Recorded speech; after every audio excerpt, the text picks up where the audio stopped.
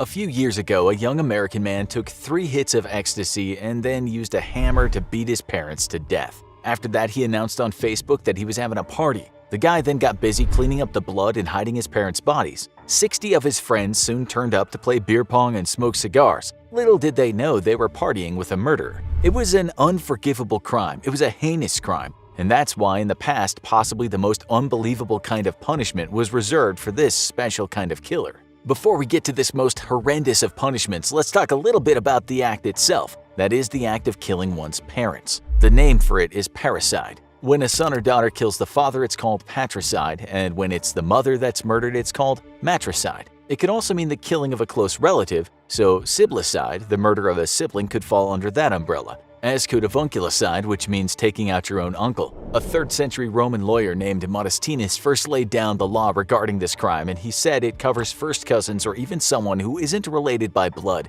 but financially supports another person. You might not be surprised to hear that if you killed your parents a few hundred years ago in Europe, the outcome wasn't good, especially if your parents were of so-called noble blood. In Italy in the 16th century, Beatrice Cenci did that to her father, a powerful count who was a monster to his children. After suffering at the hands of her vile pop for many years, with the help of her siblings and stepmom, Beatrice took her father out by bludgeoning him to death and throwing his body off a balcony. You have to remember, this was an awful man. He'd already been imprisoned for incest, but he managed to get out early due to the fact that he was wealthy and could grease the right palms. Beatrice and co. tried to make it look like suicide, but the papal police were suspicious. Her lover was horrifically tortured but died without snitching. Others were soon charged with being co-conspirators to the murder, and they were sentenced to death. The people of Rome protested about this because they knew what the horrible father had done to his kids. The Pope wouldn't budge an inch, for the reason that he didn't want parricide to become widespread. There had been other recent cases of kids killing parents, so he had to make an example of Beatrice and her brothers and stepmom.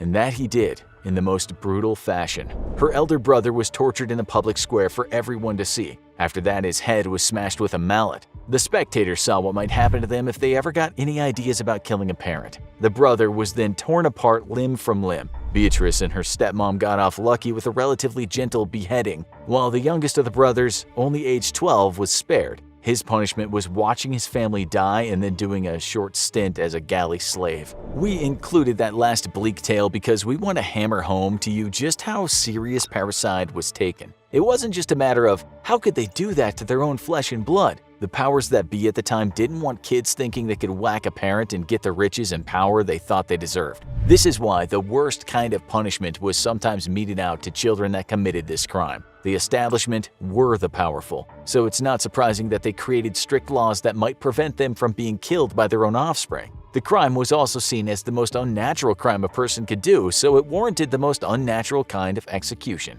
That execution in the early days was called Poena cullei. It can be translated as penalty of the sack. It's thought it goes back as far as the 1st century BC, but there were some modern cases too. We'll get around to those later. Let's start with ancient Rome and the first cases of the penalty of the sack. It was no doubt a cruel and unusual punishment, with the emphasis being on unusual. One of the earliest known cases can be found in an ancient book called History from the Foundation of the City. In it, the historian Titus Livius, aka Livy, wrote this: Publicius Malleolus, who had killed his mother, was the first to be sewn into a sack and thrown into the sea. It said this guy was first fitted with heavy wooden shoes and a wolf's hide was placed over his head. In this case, the leather hide is presumed to be the sack. That doesn't sound too unusual for the Romans, and not all that cruel, but things get a lot worse. There were a few iterations of getting the sack, with most cases being for the crime of parricide. Even though people might have been executed by being thrown to wild beasts or burned or crucified, it seemed the Romans thought the sack was about as bad as you could get.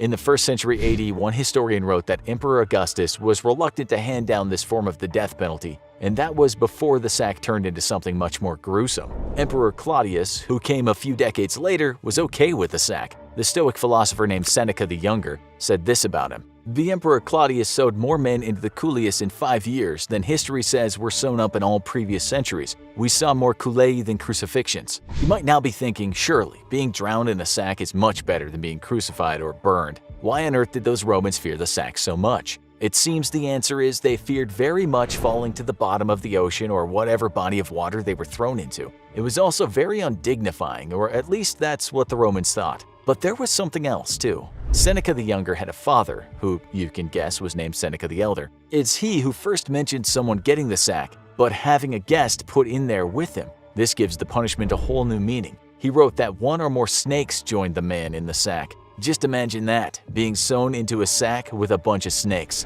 But it gets even worse than that. The poet Juvenal talks about a monkey being put into the sack. That kind of adds a comedic element to getting sacked, at least if the monkey wasn't big enough to gouge out a person's eyes. Being stuck in a drowning sack with a terrified monkey, however, is far from funny, as these incredibly strong animals are known to tear limbs off people who get too close. We have to go to the 3rd century for things to get even wilder. The Roman jurist we just mentioned named Modestinus wrote about the punishment of Poena cullei for the crime of parricide. We'll let you hear this part in his own words, or at least in his words in translation. Here's what he said according to a law book called the Digest that was written after he died. According to the custom of our ancestors, the punishment instituted for parricide was as follows. A parricide is flogged with blood-colored rods, then sewn up in a sack with a dog, a dunghill cock, a viper, and a monkey. Then the sack is thrown into the depths of the sea. This is the procedure if the sea is close at hand, otherwise he's thrown to the beasts. Okay, so now you have to imagine the scene. Try to think about how you'd handle this. You're whipped and so are covered in welts and your own blood. You're then forced into a sack with a viper, a venomous snake that will no doubt bite you. You won't die instantly, of course, but it's probably not the best day you've had in your life. To make things worse, a monkey's thrown into the mix. What kind of monkey is a matter of importance. One of those small cute ones or a really angry baboon with huge fangs. Or were the Romans referring to a large ape, animals that could do serious damage to you on your way to the water? In fact, in the modern academic paper The Ape in Roman Literature, apes are mentioned in relation to the punishment of parricides. Then, just for good measure, a cock and a dog is thrown into the sack, which likely wouldn't bother you in the slightest since you'd be busy being bit by a highly venomous snake and trying to stop an ape from taking off your face. The drowning part can only be a blessing. Some scholars think in the 3rd century the practice started to die out and much more humane punishment, such as being thrown to wild animals or simply being burned to death, completely replaced the sack. It didn't stay unpopular for long because in the 4th century Emperor Constantine initiated a revival of Poena cullei. It's written that he said parricide should get a similar treatment, although he adds something quite interesting to the story. He said that the guilty person should be sewn up in a sack and in this dismal prison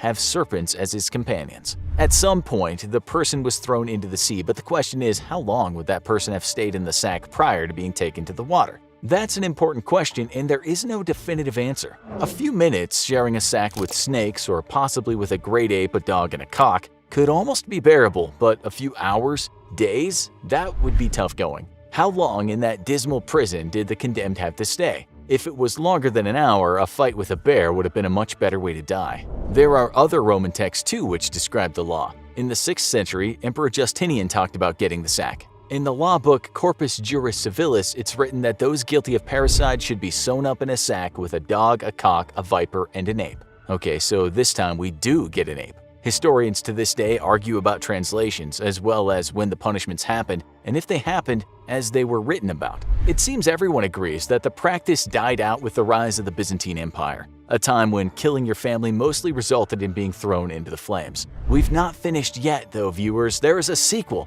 Let's call it Poena cullei 2, After Rome. A man named Johann von Buch said it was around 14th century Germany, and again, it was a dreaded punishment reserved only for the terrible act of parricide. It was, however, a rather tame affair in Germany. No cock or ape was hurt in the execution, and instead of a serpent, a picture of a serpent sufficed. Even if a dog or a cat, hardly anything to worry about for the accused, was thrown into the animal cocktail, they might have their own compartments in the sack. There's also another matter. The Romans often used a leather sack, which was almost watertight so that person would not drown quickly. The Germans used linen, which would allow water in very fast. There was one recorded case in Germany in 1548 when a man was thrown into a river inside a sack. The linen sack had been coated with something to make it more watertight, but when it hit the water, part of it split. By all accounts, the man died, but the dog and the cat that had been sharing his death sack swam away to their freedom. The last cases we can find happened in the 18th century in Germany.